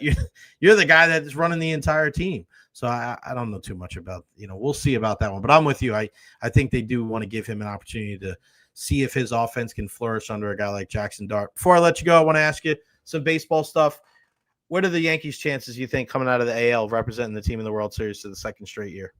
I've had doubts about this team for most of the summer. And look, the thing I think the Yankees have going for them is that the American League is just not that good, Jay. I mean, you look around, like, who's the dominant force? Like the Red Sox are a good team, but I think talent-wise, the Yankees are better. They did actually finally win a series against Boston, last week, taking 2 out of 3 at Fenway. The Blue Jays are a very good team, but they've done nothing. They've never proved anything in the playoffs. So I don't necessarily fear them. I think you look at some of the other teams in the AL. I mean, the Tigers, they were going to run away with it, right? Well, all of a sudden the Guardians are just 3.5 games back because they've won 7 in a row, and Detroit's lost 3 straight. Seattle and Houston are both very flawed, and there's no clear-cut AL West winner. So I think you could tell me any team in the American League got to the World Series, and I wouldn't be stunned. So I think that's the best thing about the Yankees' chances, but also kind of the worst thing, because it's like the Yankees shouldn't be relying on like an absolute crapshoot with the team and payroll they have. They should be more of a guarantee in October. But I think they are starting to play their best ball at the right time, which is encouraging. Judge looks like Judge again, coming back from that injury. Max Fried continues to be unbelievable after he had about a 6-week stretch, as you know, over the summer where he couldn't get an out. I mean, he was terrible. And now he's had like 5 really good starts in a row, including last night where he had a career high 13 Ks. So you start a playoff series with Fried, Rodon. That's pretty good. Plus, you have the lineup that leads baseball in basically every key offensive category in the MVP of the league, and Judge. He's got to hit in the playoffs, though, right? Aaron Judge, he's got to have that 2009 Alex Rodriguez type of run, because that's the last thing missing from his legacy. He's going to win his 3rd MVP. He's an all-time Yankee great. Number 99 is going to be retired, but is it Don Mattingly or is it going to be, Derek Jeter? You got to get that ring to be part of like the all-time great Yankee conversation. Yeah, he's got to start dating Kate Hudson, because that's what happened in 2009 for A-Rod, and that's why I think everything turns around. Yeah, and I just think the versatility of a guy like Bellinger and Jazz Chisholm, like this team is a lot more athletic than it was last postseason and the postseason before that. I think getting Jose Caballero from the Rays was probably one of the most underrated moves that they can make. And I texted you about that a couple weeks ago, about how like he may not be an everyday shortstop, but he's going to be able to play multiple positions. He's a fantastic base stealer. And I think just a tremendous asset to the team. Jake Asman, let everybody know where you're going to be this weekend, because we got some Jets fans that watch too. Let everybody know where you're going to be this weekend, where everybody can find you as well, buddy. Yeah, I appreciate it, Jay. So I'm excited. We're going to be doing a big Tampa Bay Jets meetup at Gaspar's Patio Bar and Grill. So that there we go. There you go. I actually put the flyer in there for you. So thank you, pal. It will be a bunch of Jet fans, but all Bucs fans are certainly welcome. Fireman Ed's going to be there. Nice. Super Bowl III champ Earl Christie, who lives down in Tampa, he's going to be there. It's going to be a lot of fun. So if anyone is from the New York area that lives now down in Tampa, it's amazing, right? Like Florida is my 3rd most viewed state on my YouTube show behind New York and Jersey. So a ton of Jet fans I know are going to be making the trip, or they already do live down in the area. So if anyone's around and wants to hang out, 5 to 8 or 5 until closing time, we'll be chilling at Gaspar's. There'll be giveaways. There'll be raffle prizes, drink specials. I know, Jay, you're going to be stopping by, so it's going to be a lot of fun. Yeah, it's going to be a lot of fun there, Gaspar's. I haven't been there in years. It's so easy to get to, right there on 56th, just south, I think, of Bush. It's right there. So listen, guys, go on out there. It's going to be a lot of fun. And of course, it's going to be a lot of college football. College football games on. So here's the other thing, 5 to 8. So we're going to be there during Miami and Florida.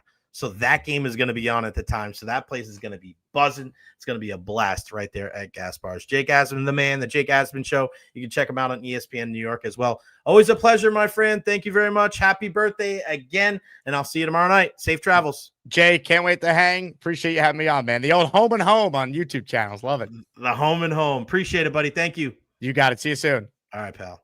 The one and only Jake Asman. He is the man. We're gonna we'll let you guys know about Gaspar's too. Yeah, listen, all my guys out there, big time Buccaneer fans, if you guys want to come out tomorrow night to Gaspar's, 5 to close, we're gonna be watching that game. Have a lot of fun. Chan, thanks, Jake. Yeah, he's the best, man. Great dude. And I said this last year. I got interviewed. Who's the two guys that do it the right way as far as the business? Freddie Coleman from ESPN, and then our guy Jake Asman. And Jake is he's a guy that I take and I learn a lot from when it comes to the YouTube stuff. And he's been a fantastic resource for me as I try to continue to grow the channel here. So what a great guy, and we'll always support Jake Asman and the Jake Asman Show. Boomtown, a non-football question for Jay. As the sun set on the Tampa Bay Lightning and their dominance in the Atlantic, will they make the playoffs this year? I think it has. I think they will. There you go. Great guest is right. Yeah, when it comes to the Bolts, man, I said this yesterday. I'm not as bullish on them as I am on the Tampa Bay Buccaneers. I don't know if they've done enough. I understand patience is a virtue. I understand not trying to overreact to certain things. I get that. But I don't, when I look at them, I don't, do they have that it factor? Do they have the Tampa Bay findaways? Or do they have the right guys in the right spots? Like, I don't know. They have good players, but is this the right combination to be able to get them back to the top of the mountain to be Stanley Cup champions once again? Could be, but they need something. They need some. Yeah, and you're right, Boomtown. As long as you have Vasi, and that does help. You have Nikita Kucherov, you have Victor Hedman, you have guys like Braden Point. But what you also need is you need that secondary scoring. You need that tertiary scoring. You need some of the young guys to be able to push those guys to be their best. And whether that's on the D-core, I think you need to be solid in that bottom, the last two guys. Who's going to be your fifth and sixth defenseman?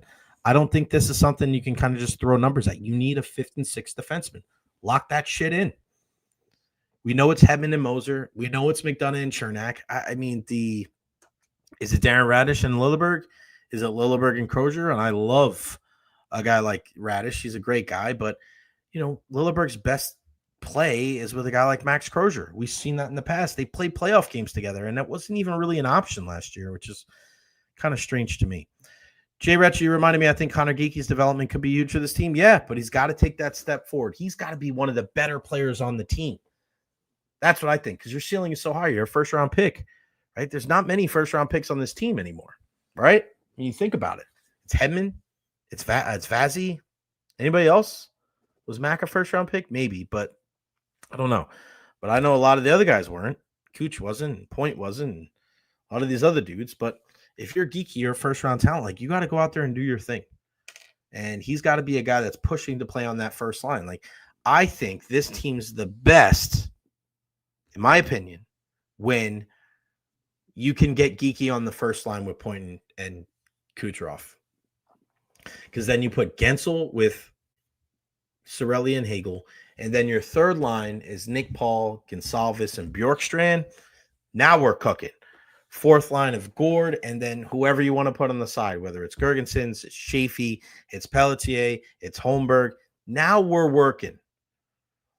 I think Connor Geek is that guy. He's got to be a top six guy, and I think he's got to be on the first line. Put him on the left wing with Nikita Kucherov and Braden Point. Have him be Andre Palat 2.0. Put him on that first line. And then Gensel's on your second line. Your lineup just becomes that much deeper. You're so much more difficult to play against because now your second line is like you're a matchup line, but you can also score. Damn, man. I hope they get to that point. I really hope they get to that point. I hope you guys get to the point where that if you ever need somebody for your home and you want to, you're talking about new construction, you're talking about some renovations. Really, there is only one way to go, and that is my friends at Honest Hammer. Here's the website because it's so freaking beautiful. Let's show it to you guys right now. Honest Hammer Custom Builders, LLC, 813-244-0956. They are a licensed and insured Florida general contractor, CGC 1531166. No project too big, no project too small. They can help you with that custom home, bathroom remodels, kitchen remodels, new and commercial construction, interior and structural renovations.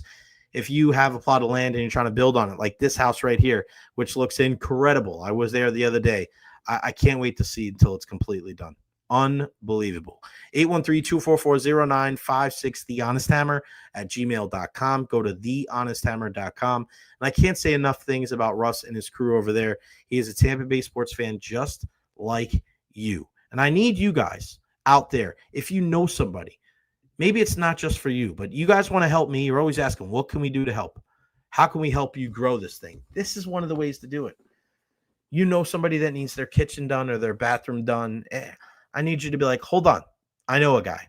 Honest Hammer, 813-244-0956. You help Hammer, you help me, you help the J Recher podcast live on. We want there to be a return on that investment for him being a partner with us here on the podcast. The only way that gets done is if we can send people over there to him and his company to get this job done. 813-244-0956. Tell them that you heard it right here, and you get a discount by telling them that you heard it right here on the J Recher podcast. You can't beat that.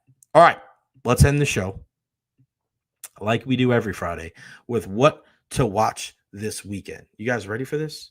Are you ready? Friday night. Tonight's a big night. Because when you look at your favorite athletes that you've ever watched, right? One of the guys that I'd have to put on the list is Clayton Kershaw. And I loved over the years where it'd be a late night game. You get home, you take a shower, you sit down. It's about 10 o'clock. And then you look and it's top of the first from Chavez Ravine and Scully on the call, or Charlie Steiner on the call, or now Joe Davis on the call. And Clayton Kershaw toes the rubber. And you're going to see that classic wind up with a little bit of a pause and then a release. And then you see a pause, 94-mile-an-hour fastball, and then a pause, and then a curveball dropping right in there. His final start tonight in a regular season game as he announced his retirement yesterday at 37 years old. Future first ballot Hall of Famer. 10-10 tonight against San Francisco. I will definitely be tuned in. 3 Cy Youngs, an MVP, an 11-time All-Star, looking for his 3rd World Series championship this year with the Dodgers. A great father and a husband. Matthew Stafford's best friend. He's the kind of guy that makes you smile. Like, he really does. You love watching him do his thing. You knew it was coming. And tonight, definitely check that out if you can. I'm probably going to be on MLB Network if I'm not mistaken. But yeah, go check that out. Check me. Sure. Apple TV. Okay, Apple TV. I'll be watching that tonight, though, buddy. That's going to be a good one. Robbie Ray and Clayton Kershaw. All eyes tuned into that one. A couple of left-handers in that NL West matchup. But the final regular season start for Clayton Kershaw as they get ready to defend their World Series crown. Congratulations on a hell of a career for one of my favorite pitchers of all time, Clayton Kershaw. The big series this weekend on the diamond is also out west, but it's not as far out west. It's in the AL West. The Houston Astros and the Seattle Mariners all tied up right now after 153 games. They have 9 games left on the schedule. These next 3 against each other. They're in the Lone Star State in Houston. They're 84 and 69. They're battling it out to see who's going to win the AL West and who is going to likely win the wild card. Right now, as we stand, the wild card is the Yankees up 3 games. Then you have the Astros 2 games behind them, and then the Red Sox behind them. The Guardians nipping at the heels, man, a game and a half behind the Red Sox, even though the Reds, I mean, you look at it. Cleveland has gotten hot at the right time. Remember last week or the week before when the Rays in that 4-game series, they won the first game, then Cleveland won the next 3? Well, Cleveland's gone on an absolute tear. They're 10 games over 500.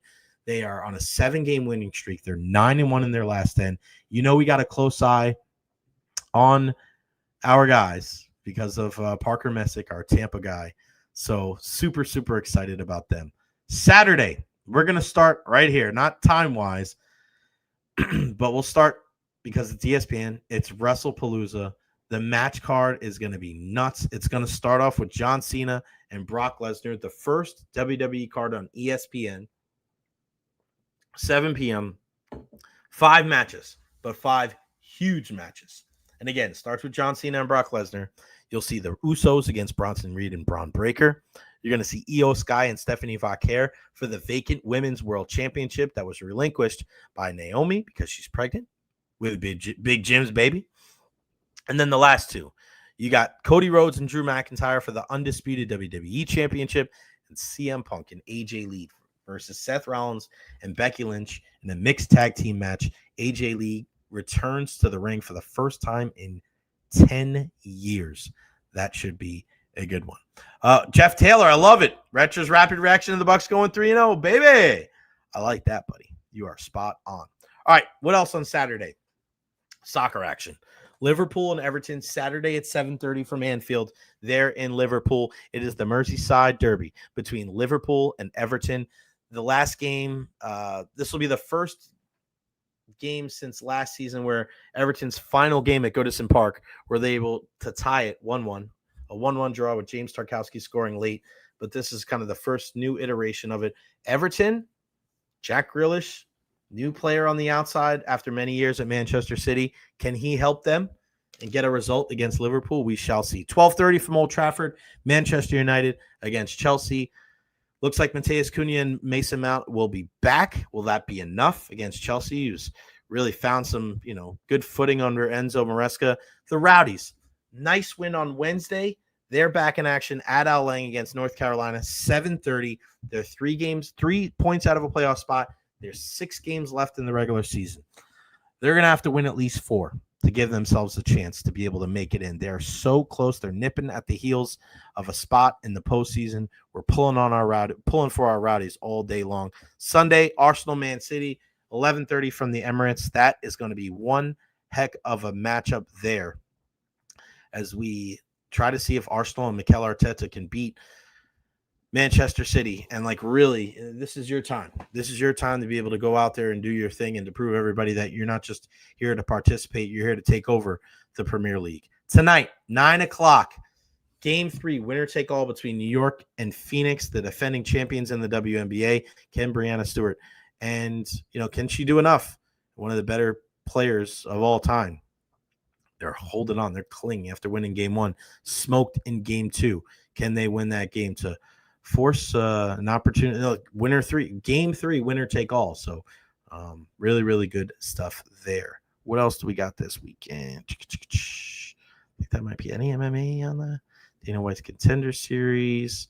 Obviously a little bit of a exhale when it comes to boxing because of what happened last week with Canelo and Crawford. Unbelievable, man. Unbelievable. See, David Terry, I gave you guys some love. Well, our boys Manchester United return around. I'm a big Ruben Amorim fan as he coaches my Sporting Lisbon, but man, this project looks rough. It does, man. And I really want to get to a point. I'm going to make a video here soon, Rob, about Ruben Amorim. He just is so stuck on playing with 3 in the back. And he feels like if he doesn't play 3 in the back, that he's not being genuine, and he's changing who he is, and he's forgetting his identity, and he's panicking. Dude, you also have to realize that your ego can't be big enough that you can't make a change. I don't know if 3 in the back is going to be able to work in the Premier League, especially when you don't have 2 hosses in the middle. That's not you have Bruno Fernandes, one of the greatest playmakers in the country, as a guy that's just kind of sitting back and he's playing in a more defensive role. Bro, playing a 4-4-2 would not be the worst thing in the world. Playing a 4-3-3 is not the worst thing in the world. The way you have it, playing a 4-2-1-3. I think they should play a 4-2-1-3. In the back, you're going to play Jeremy Dorgu, or how do I keep saying Jeremy Dorgu? Patrick Dorgu on the left. You have Diogo Dalot, or you have a Mazraoui on the right, okay? Your 2 center backs should be Lenny Yaro and De Ligt or Maguire, fine. Your 2 holding midfielders need to be Kobe Mainoo. He needs to play every freaking game. It's an absolute joke that Amorim has not got him into the system on a regular basis. He's your freaking star boy. Get him in there. And either Casemiro or Ugarte. I'm out on Ugarte now. I think Casemiro's the guy. Mainoo and Ugarte. Then your 1 guy playing as the 10 is the Bruno Fernandes, and your 3 guys up front are Cunha, Šeško, and Mbumo. This isn't that hard. This isn't that hard. But if your entire offense is around your wing backs going up the field and dropping balls in, I don't think that's their strength. I want Bruno dropping those balls in. That's his thing. He's one of the best players in the world to do that. Why are you not accentuating his strengths? It doesn't make too much sense. You have to adapt or you're going to die. Doesn't mean you forget. It doesn't mean you have to throw the baby out with the bathwater, but you have to do better. You have to do better. A 4-2-1-3 is the way to go, no doubt. Everton's still pissed we built a stadium on their old cricket pitch and football field, right? Have a great weekend. Great show as ever. Go Noles, go big. 4-3-3 is my bread and butter for sure. 4-2-3-1 is big time growing. Yeah, it could be. I mean, you could do that too. Same two holding midfielders, and then you have Cunha, Bruno, and Mbeumo with Šeško up front. I don't care if it's a 4-2-3-1 or a 4-2-1-3, but that's what you have to do. We need our defenders to defend. We need our two holding midfielders to be able to stay in the middle of the park. And you need to have Bruno to be able to be in there in the front where he can drop back if he needs to, but he's servicing the guys in the front. That's what he does well. And your system needs to be able to adapt to your players, not your players adapting to your system. That's just the way it goes about any sport. Any sport. And you want to look for an example? You don't have to look too far. Xabi Alonso went from Bayer Leverkusen, where they won the Bundesliga.